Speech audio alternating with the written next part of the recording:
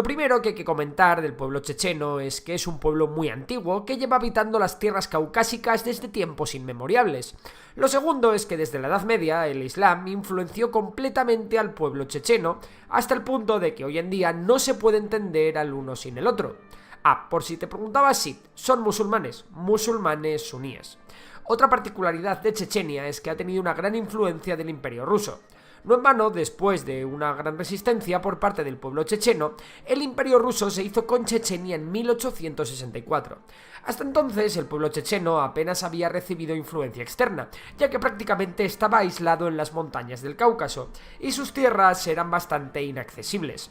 Bueno, que desde que aquello fue tomado por el Imperio ruso de Caterina la Grande, las revoluciones contra el poder ruso, o más tarde contra el control soviético, han sido frecuentes y a menudo muy violentas. Esto llevó a Stalin a deportar al pueblo checheno en 1944 a otras zonas de la Unión Soviética. Stalin era georgiano, y los georgianos son el pueblo rival de los chechenos, así que es posible que también hubiese un tema personal de por medio. Pero la razón oficial de la deportación era que los chechenos colaboraban en secreto con el ejército alemán, y es que entonces la Segunda Guerra Mundial estaba en su apogeo. El 23 de febrero de 1944 el gobierno de Stalin deportó a todos los chechenos, comunistas incluidos, a Kazajstán, Kirguistán y Siberia. Oficialmente 459.486 chechenos e ingus fueron deportados en trenes en penosas condiciones. Fuentes chechenas elevan esta cifra hasta los 650.000. De ellos, entre un tercio y un cuarto murieron durante este triste traslado o una vez llegaron, y es que en su destino las condiciones de vida que aguardaban a los chechenos eran terribles. De hecho, las fuentes chechenas elevan la cifra de muertos hasta los 400.000. El exilio duró 13 años, es decir, que los que sobrevivieron no regresaron a Chechenia hasta 1957. Y con ello en la memoria llegamos al colapso de la Unión Soviética. Al igual que en el resto de las exrepúblicas soviéticas, en Chechenia también se había extendido el nacionalismo local, y esto trajo el gran auge del independentismo checheno. Sin embargo, Rusia no quería renunciar a este territorio. ¿Pero por qué? ¿Para qué quiere Rusia ese territorio lleno de montañas que solo trae problemas? Bueno, razones hay muchas y algunas tienen que ver con el nacionalismo, y esa idea de la Gran Rusia que lo quiere controlar todo, pero sobre todo está lo de que los asiduos a Memorias de Pez, ya sabéis, petróleo, gas y estrategia. Pues sí, Chechenia tiene importantes yacimientos de gas natural y petróleo, pero sobre todo es un enclave estratégico de primer orden. ¿Por qué? Bueno, pues el sistema montañoso del Cáucaso hace de Chechenia una frontera perfecta para Rusia, ya que un ataque de cualquier potencia extranjera a través del Cáucaso sería muy fácil de defender, así que Chechenia es un poco el amortiguador de su frontera caucásica. El caso es que entre los chechenos se hizo muy popular la figura de Johar Dudayev, que pronto se hizo con el poder en Chechenia y quien proclamó la República Independiente de Chechenia y Keria. Chechenia fue una de las primeras repúblicas en declararse a sí misma independiente, pero cuando Gorbachov disuelve oficialmente la Unión Soviética, Chechenia no figuraba entre las nuevas 15 repúblicas reconocidas, sino que se encontraba formando parte de la Federación Rusa, es decir, de Rusia. Y sí, por si alguno no lo sabía, Rusia no es un país centralizado al uso, sino que es una federación formada por diversos territorios con distinto estatus, ya que Rusia la forman 21 o 22 repúblicas, depende si cuentas a Crimea como parte de Rusia, 9 krais, 46 regiones conocidas en ruso como oblast, 4 distritos autónomos y una región autónoma, la región autónoma judía. Aparte de esto, hay 2 o 3 ciudades federales, Moscú, San Petersburgo y Sebastopol, que es parte de Crimea, y lo mismo, depende si consideras que Crimea es parte o no de Rusia, contarás a Sebastopol o no. En el caso de Chechenia, más tarde veremos cómo está organizada y cuál es el estatus, así que no nos adelantemos y sigamos. Nos habíamos quedado en que Dudayev había proclamado la República de Chechenia. Desde Rusia, Yeltsin, el primer presidente de Rusia, reaccionó enviando tropas allí, pero estas fueron rodeadas por las fuerzas separatistas en el propio aeropuerto y se tuvieron que retirar. Y entonces, tras tantos años de comunismo, ¿qué creéis que hizo el gobierno de Dudayev? ¿Mejorar los servicios básicos de la población? ¿Centrarse en crear una Chechenia próspera, con un tejido industrial potente y una economía diversificada? ¿O quizás estabilizar la zona y permitir el desarrollo de una nueva sociedad? Pues no, nada de eso. Dudayev se empleó a fondo en gastarse el poco dinero que tenía su gobierno en entrenar y armar milicias que garantizasen la independencia de Chechenia. Sin embargo, Boris Yeltsin, presidente de Rusia, tenía otros planes y quería recuperar el control de una región que, si bien la comunidad internacional reconocía como Rusia, de facto se comportaba como una república independiente. El problema para el gobierno checheno de Dudayev es que Chechenia no está unida. En el territorio todavía quedaban grupos prorrusos que no querían una Chechenia independiente, sino una Chechenia dentro de Rusia. Estos grupos enseguida fueron armados y financiados por Rusia, y a ellos se les unió una buena cantidad de mercenarios que llegaron de diversas partes de la extinta Unión Soviética. En agosto de 1994, estas fuerzas prorrusas intentaron dar un golpe de estado en Chechenia, pero este fracasó. A Rusia solo le quedaba una carta, la invasión, y así es como comenzó la Primera Guerra de Chechenia, una guerra que duró algo más de 1 año y medio y que se cobró la vida de entre 13.000 y 20.000 combatientes y de un número de civiles indeterminado, ya que las estimaciones van desde los 20.000 hasta los 100.000 muertos. En cualquier caso, fue una auténtica carnicería. Las fuerzas rusas fueron capaces de sobrepasar las defensas chechenas y tomar Grozny, la capital de la región. Sin embargo, los separatistas huyeron a las montañas, desde donde llevaron a cabo una inmensa guerra de guerrillas contra el ejército ruso y las fuerzas prorrusas. Los chechenos proclamaron la yihad contra Rusia, y miles de combatientes llegaron desde diversos territorios, especialmente desde otros lugares del Cáucaso o de zonas como Afganistán. Con la moral completamente comida por las guerrillas, los chechenos fueron capaces de derrotar a las tropas rusas en la batalla de Grozny, y aprovechando que en Rusia se avecinaban elecciones, Yeltsin admitió su sonrojante derrota y accedió a firmar la paz con los chechenos.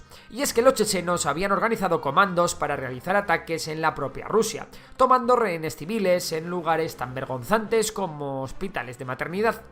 Bueno, que Yeltsin acabó retirando a su ejército ruso de Chechenia, no sin antes dar muerte a Dudayev, así que al menos pudo enmascarar el desastre como una pequeña victoria. Por cierto, tras la victoria, los chechenos se cepillaron a gran parte de los rusos de la zona, realizando una verdadera limpieza étnica. Y es que si bien los rusos en Chechenia eran un 25% en 1989, en 2002 ya eran solo el 4%. Sin embargo, los problemas para Chechenia no habían hecho más que comenzar. Sí, el país era independiente de Rusia, pero 2 años de guerra habían dejado muy pero que muy tocado al país. El país y su industria estaban destruidos, así que la economía daba auténtica pena. Esto provocó que el nuevo gobierno checheno no tuviera apenas poder, y aquello se convirtió en la ley del más fuerte. Los antiguos comandantes del ejército checheno se convirtieron en señores de la guerra, que controlaban gran parte del país, y cada uno formaba sus milicias. La juventud se radicalizó, y la Sharia comenzó a imponerse a golpe de AK-47. Chechenia se convirtió en un auténtico estado fallido. Y aquí es donde aparece un religioso de Chechenia, Ahmad Kadyrov, el cual comienza a discrepar con el tema de la independencia, cosa normal, visto cómo estaba el percal. Bien, pues Kadyrov comienza a ganarse el apoyo de la población civil, una población que está harta de la violencia y de los desmanes de las milicias que controlan el país. A su vez, en Rusia, Vladimir Putin llega al poder. Enseguida se pone manos a la obra para modernizar el ejército ruso y colabora en secreto con Kadyrov para tener algún aliado en Chechenia en caso de conflicto. Pero los señores de la guerra chechenos seguían a lo suyo con su particular yihad. Estos señores de la guerra tenían armas y sobre todo contaban con soldados muy duros, ya curtidos en la guerra de Chechenia, que eran un auténtico peligro. Al final se vieron tan poderosos que se vinieron un poco arriba, invadiendo la propia Rusia, concretamente la República del Daguestán. Ante esta agresión, el gobierno ruso contestó con una lluvia de fuego que dio comienzo a la Segunda Guerra Chechena. Los chechenos también le habían dado duro a Rusia con diversos atentados, así que bueno, todo ayudó al estallido del conflicto, que comenzó en agosto de 1999. Tras una intensa campaña de bombardeos aéreos, las tropas rusas volvieron a tomar Grozny, y los guerrilleros chechenos volvieron una vez más a las montañas. Rusia puso al frente de Chechenia a Ahmad Kadyrov, quien con la ayuda rusa ya había reclutado una importante milicia que le era fiel. Pero la guerra no había acabado, y a pesar de los miles de muertos, una cruenta guerra de guerrillas volvió a darse. También los atentados en suelo ruso. Especialmente importante fue el asalto a un teatro en Moscú, que se saldó con 170 muertos y más de 700 heridos. La mayoría de muertos fueron por el gas utilizado por Rusia para llevar a cabo su particular operación de rescate. En fin. Por si os preguntáis por la cabeza pensante de todos estos ataques, pues os diré que casi todos llevaban la firma de Shamil Basayev. Aún así, con Kadyrov al frente, la República de Chechenia echaba a andar, pero ya no como república independiente, sino como una república que forma parte de la Federación Rusa. El problema para Kadyrov fue que el país todavía no era seguro, y una mina estalló bajo la tribuna del estadio de Grozny, donde Ahmad Kadyrov asistía a un desfile militar matándole a este en el acto. Sin embargo, Rusia no estaba dispuesta a volver atrás, y apoyó al hijo de Kadyrov para que éste se hiciera con el poder. y así es como Ramzan Kadyrov en 2007 se convirtió en el presidente de la República de Chechenia. Un poco antes, en 2004, Besayev llevó a cabo su mayor ataque en tierras rusas, cuando sus hombres irrumpieron en un colegio tomando cientos de rehenes. La operación de rescate volvió a ser un auténtico fracaso, en el que murieron más de 380 personas, muchos de ellos niños. No obstante, poco a poco los líderes opositores fueron cayendo, incluido Besayev. La Segunda Guerra de Chechenia se dio por finalizada en 2009 y Ramzan Kadyrov instaló en Chechenia un auténtico régimen de terror que hoy en día se mantiene. Su régimen, corrupto y despiadado, es bien respaldado por Putin, quien obtiene de Kadyrov lealtad y sobre todo el poder de explotar los recursos energéticos de Chechenia. Por su parte, la República de Chechenia sigue siendo un territorio por desarrollar, en el que tiene armas hasta el apuntador y donde a mí no me gustaría vivir. Guerrilleros chechenos han sido vistos en multitud de conflictos, como en Siria, Libia, Irak o Yemen. También hemos visto cómo los hombres de Kadyrov, expertos en crímenes de guerra y guerrilla urbana, han sido enviados a Ucrania para luchar al servicio de Rusia. No obstante, mientras Kadyrov esté respaldado por Putin, no parece que las cosas vayan a cambiar en Chechenia. Eso sí, siempre y cuando Kadyrov no se deje todo su ejército combatiendo en Ucrania. Y esto es todo.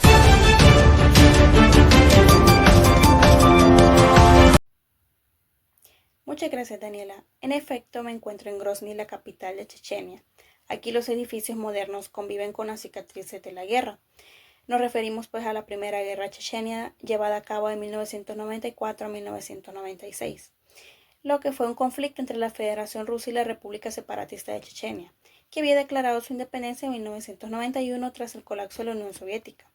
La guerra estalló debido a una combinación de factores políticos, históricos y estratégicos, entre los que podemos mencionar que, tras la disolución de la Unión Soviética en 1991, muchas repúblicas obtuvieron la independencia, pero Rusia no reconoció la de Chechenia, lo que llevó al líder checheno Dogazar Dodayev a proclamar la independencia de la República Chechena de Ichkeria, lo que Moscú pues consideró inaceptable.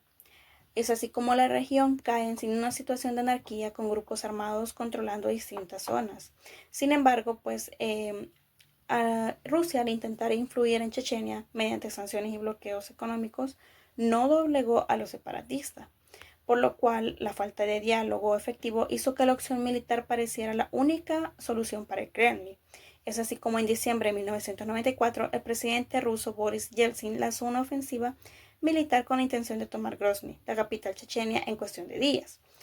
Sin embargo, las fuerzas chechenias utilizaron tácticas de guerrillas y ataques sorpresas contra el ejército ruso, por lo cual la batalla de Grozny resultó ser un desastre para Rusia con miles de bajas. La brutalidad de las guerras, incluidas masacres y bombardeos indiscriminados, generó rechazo tanto dentro de Rusia como a nivel internacional. Es así como para 1994 el presidente ruso Boris Yeltsin ordenó una invasión para recuperar el control de la región. Lo que siguió fue un brutal bombardeo de Grozny con miles de civiles muertos, pero los chechenos resistieron y en 1996 Rusia se vio obligada a retirarse. En 1996, como mencionábamos, la batalla de Grozny, los separatistas lograron infligir fuertes pérdidas a Rusia, por lo cual se firmó el acuerdo de Yasna-Gora, lo que llevó a la retirada de las tropas rusas y a una autonomía de facto para Chechenia. Sin embargo, este conflicto sentó la base para la Segunda Guerra Chechenia, cuando Rusia volvió a intervenir. Vuelvo contigo, Daniela.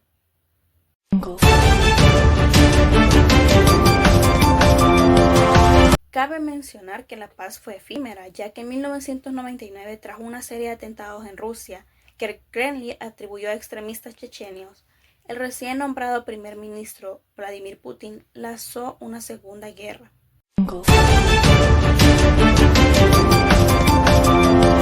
Presento hoy ante ustedes para abordar este tema de vital importancia para la estabilidad de nuestra nación y de toda la región euroasiática. Y bueno, permítanme ser clara desde el principio. Y es que las acciones de Rusia en Chechenia fueron una respuesta necesaria y proporcionada a las amenazas existentes contra nuestra integridad territorial y la seguridad de nuestros ciudadanos. Entonces, hoy voy a explicar por qué mi país consideró indispensable una segunda intervención militar en 1999. y esto tras el fracaso de los acuerdos de paz posteriores al primer conflicto.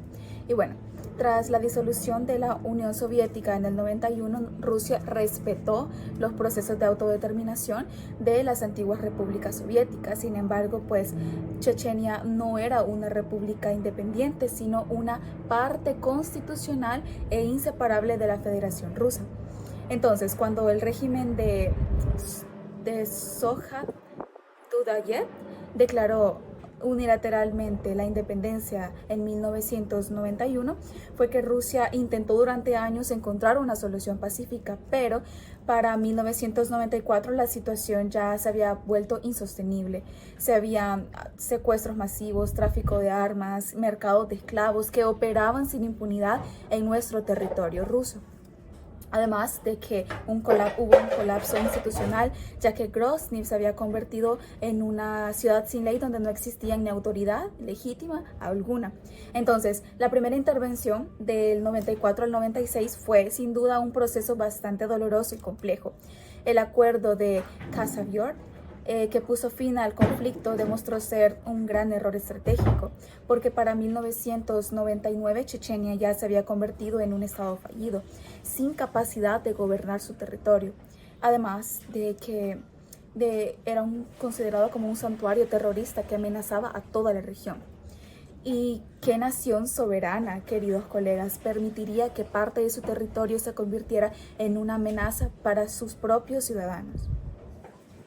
Y bueno, en ese sentido, ahora sí vamos a hablar de la segunda intervención, que lo consideramos como una obligación ante el terrorismo internacional. Y fue así de que en agosto de 1999, pues, combatientes chechenos invadieron la vecina República Rusa en Daguestán, proclamando la creación de un emirato islámico del Cáucaso, y poco después una serie de atentados terroristas con bombas en edificios residenciales en Moscú y otras regiones como Volgodonsk y Buyansk cobraron la vida de más de 300 rusos en la zona. Y entonces fue en ese contexto en el que Rusia, bajo el liderazgo del presidente Vladimir Putin, se vio obligada a actuar. Y no lo hicimos por ambición territorial, sino ejerciendo nuestro derecho soberano e inalienable de la autodefensa, reconocido por el artículo 51 de la Carta de las Naciones Unidas. Y es así de que nuestros objetivos eran claros y eran legítimos. Por un lado tenemos que tenemos como objetivo eliminar la infraestructura terrorista que amenazaba a toda la región, además de restablecer el orden constitucional en territorio ruso. Y por supuesto también con ello prevenir que Chechenia se convirtiera en un Afganistán del Cáucaso. Entonces, permítanme ser absolutamente transparente, y como cualquier estado soberano, Rusia debe velar por sus intereses estratégicos vitales, y Chechenia representaba un interés clave por 3 razones fundamentales. Primero, hablemos de la seguridad energética. Por su territorio pasan oleoductos críticos que transportan hidrocarburos del mar Caspio hacia mercados europeos. ¿Y acaso alguno de esos países permitiría que milicias armadas controlaran la energía de importancia global?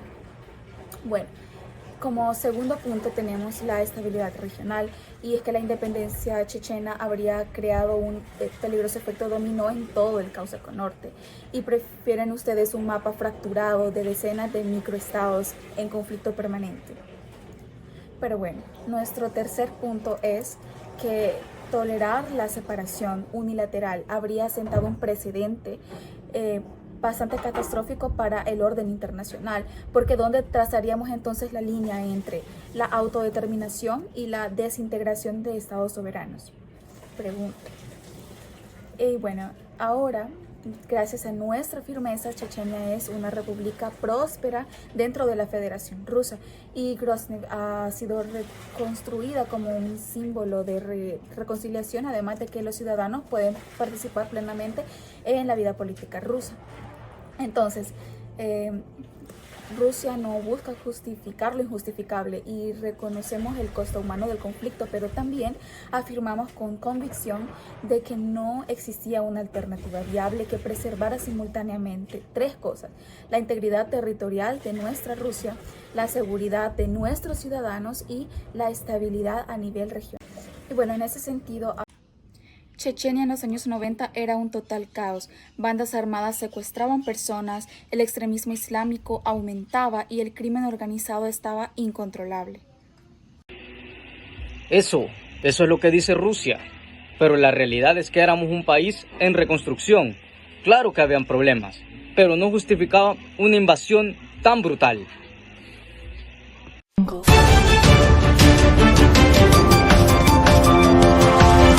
Sí, pero no olvidemos que los atentados a Moscú fueron los que mataron a cientos de rusos y teníamos que responder. Como tú ya lo mencionabas, Daniela, durante mi estancia aquí hablé con varias personas que sufrieron guerras. Uno de ellos es Ansor, un excombatiente checheno, quien me dijo: Cuando Rusia invadió, no teníamos otra opción que pelear. Perdí a mi familia en un bombardeo. La guerra destruyó nuestra generación. Nos arrebató no solo nuestros seres queridos, sino también nuestra infancia, nuestros sueños y cualquier esperanza de un futuro en paz. Crecimos entre el sonido de las explosiones y el miedo constante que cada día pudiera ser el último. Muchos de nosotros tomamos las armas no por odio, sino porque era la única forma de sobrevivir. La única manera de no ser borrados de la historia. La guerra no terminó cuando cesaron los disparos. Sus cicatrices siguen marcando nuestras vidas hasta hoy.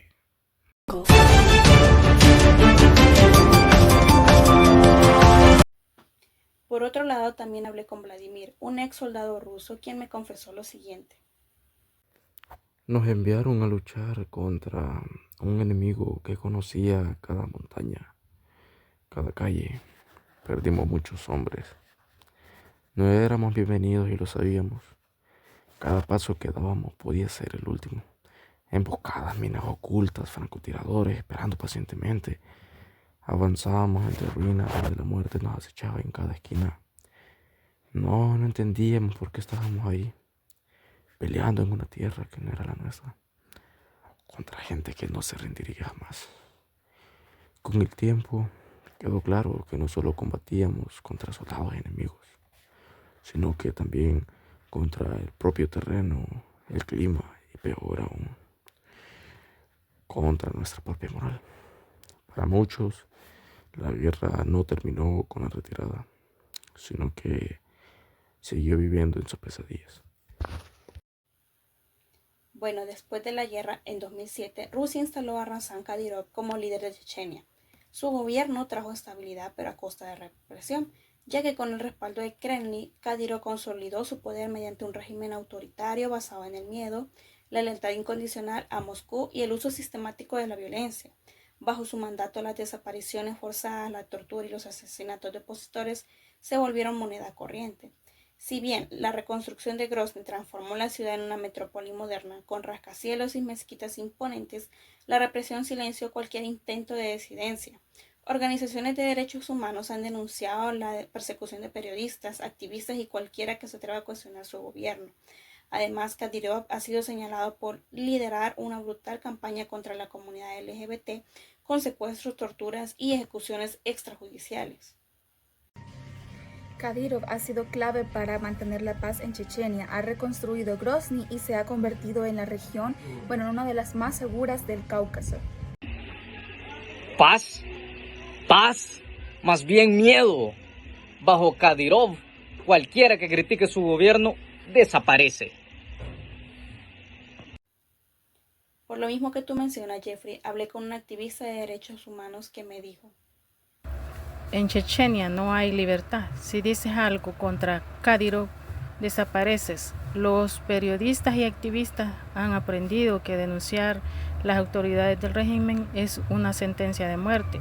Muchos han sido asesinados o han tenido que huir al extranjero, pero ni siquiera eso garantiza su seguridad.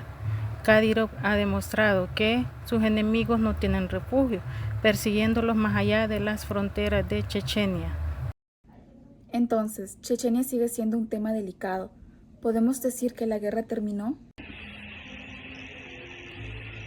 Las guerras de Chechenia representan uno de los conflictos más cruentos de la era postsoviética, marcado por la lucha de un pueblo por su independencia y la respuesta brutal del Estado ruso para mantener su integridad territorial.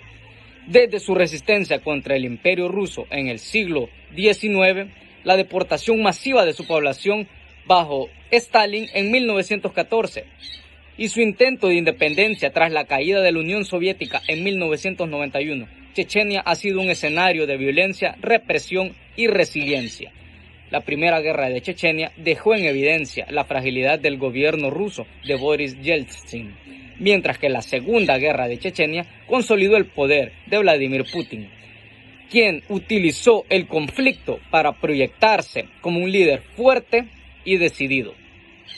El saldo humano es devastador, más de 200.000 muertos, ciudades como Grozny reducidas a escombros, miles de desaparecidos y un pueblo sometido a ejecuciones, torturas, desplazamientos masivos y muchísima violencia y ruptura de los derechos humanos. Hoy, bajo el régimen Ramzan Kadyrov, Chechenia parece haber alcanzado una estabilidad, pero a un costo altísimo. Se gobierna con mano de hierro, bajo una represión sistemática de opositores, periodistas y activistas. El pueblo checheno vive entre la reconstrucción, el miedo y una paz impuesta por la fuerza.